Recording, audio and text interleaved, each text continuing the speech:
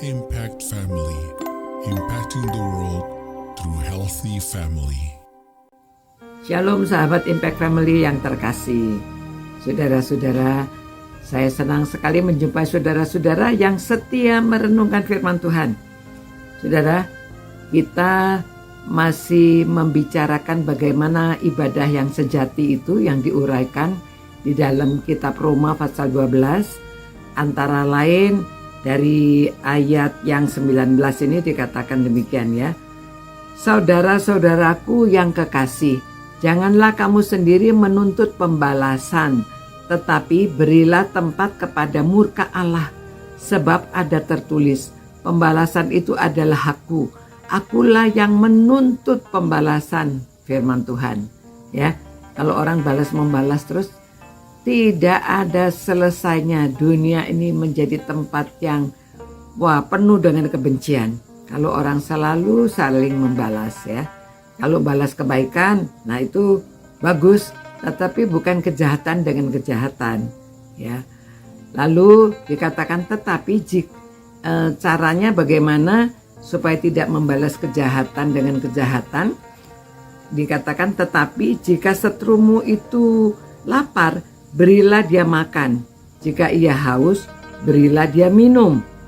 Dengan demikian, dengan berbuat demikian, kamu memumpukan bara api di atas kepalanya.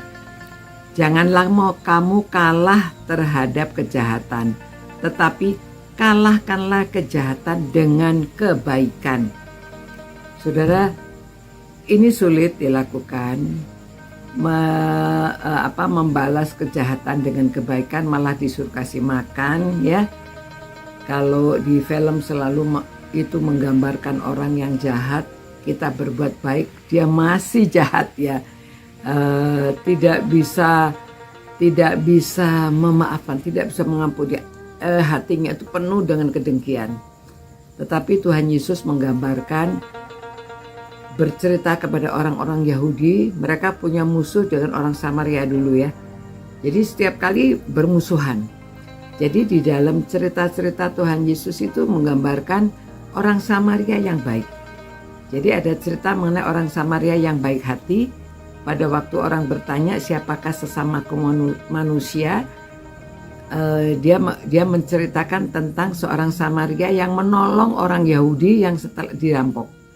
Dia orang Yahudi sudah dirampok, tetapi yang menolong bahkan orang Samaria. Dikasih obat, dibawa ke penginapan, sampai di penginapan masih ditinggali uang, supaya dia nanti kalau masih ada kebutuhan-kebutuhan, dia dapat menggunakan uang yang dia tinggalkan. Dan kalau masih kurang, nanti dia akan kembali membayar semuanya. Saudara, ini contoh yang luar biasa. Jadi waktu kita belajar firman Tuhan harusnya kita bisa menjalani ya. Jadi tidak memandang siapa saja. Kalau ada orang, apalagi ini antara suku ya, kadang-kadang itu antara suku tidak bisa berdamai karena ingat akan leluhurnya, ingat akan selalu bermusuhan ya, tidak ada habisnya. Jadi Tuhan Yesus memberi contoh, malah orang yang kamu benci itu dia yang menolong, dia yang memberi kamu makan, dia yang memberi obat. Temannya sendiri tidak ada yang menolong ya, temannya hanya lihat saja, tidak menolong. Tetapi orang yang dibenci ini yang menolong. Nah itulah sesamamu manusia. Jadi mari kita mempraktekkan tidak membalas kejahatan dengan kejahatan, tetapi kalahkan kejahatan dengan kebaikan. Ya, saudara-saudara, mari kita mempraktekkan firman Tuhan, bukan hanya mengucapkan, bukan hanya mendengar, tetapi menjalankan. Itulah yang dikehendaki Tuhan. Itulah ibadah yang sejati. Kita tahu apa yang berkenan kepada Tuhan. Ya, Tuhan, terima kasih Tuhan bahwa kami mempelajari firman-Mu supaya kami dapat membalas kejahatan justru dengan kebaikan.